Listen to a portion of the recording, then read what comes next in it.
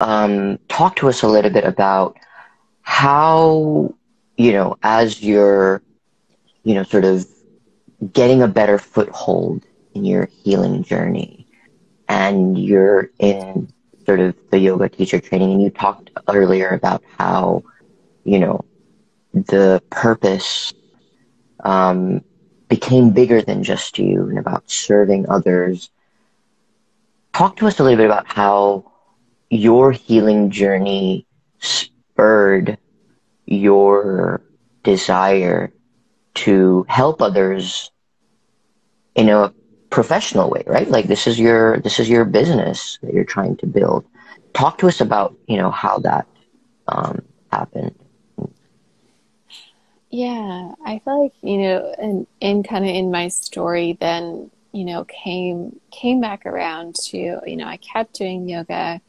I found a way to reopen my photography business with other photographers. But I kept just coming back to still wanting to work with the body and still wanting to Hmm. bring people back into joy. I had gone through depths of depression being so sick, and Hmm.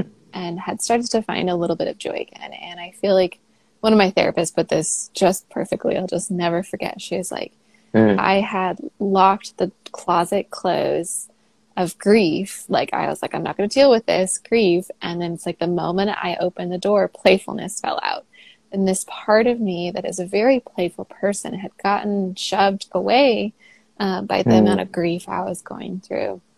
And so that's been a big passion of mine, is to tap back into the playfulness. And it wasn't really until I started to enter into the kindred meditation world, and then doing the facilitator training for that too, that I discovered that that playfulness was still there. It wasn't until I really started to heal a lot more of my brain, actually, and the trauma I had been through with this meditation and another more yogic based meditation called Yoga Nidra, Hmm. did I shift my brain out of that like survival mode and into and regulate my whole nervous system too, and know how to regulate my whole nervous system. Most people don't even know how to do that. With these meditations, did I realize that playfulness is a really big part of my life, and that is something that a gift I have personally that I felt like I wanted to share with the world. Like ever since I was little, always that person that would make a very weird game out of walking down the street and trying to Hmm. see how many people I can make smile. Hmm. Just because I was like, I thought it was such a fun game of just like, how many people can you make happy?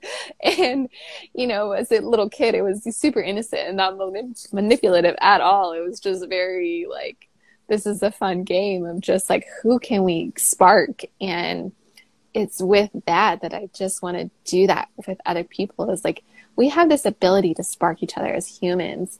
And I think that's where the gift of, like what I'm doing, what other coaches doing, what meditation teachers do, is like, we're sparking each other to light up and have a better life.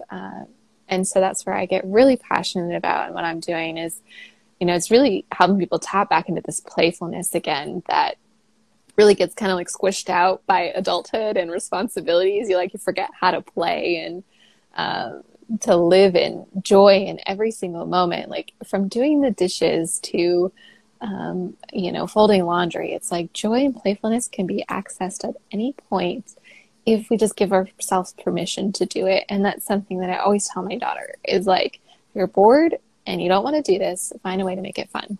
And so she'll always do that. She'll just find a way to make it fun. And sometimes, where she'll be like transitioning to go do something I asked her to do. And then she takes a detour to like play on the hammock we have, or like make a slide for herself. And I'm just like, Olive, please go. My daughter's name is Olive. And I'm like, please go do what you need to. And she's like, I'm making this fun, Mom. Like you told me to do. And I'm like, oh, hold it.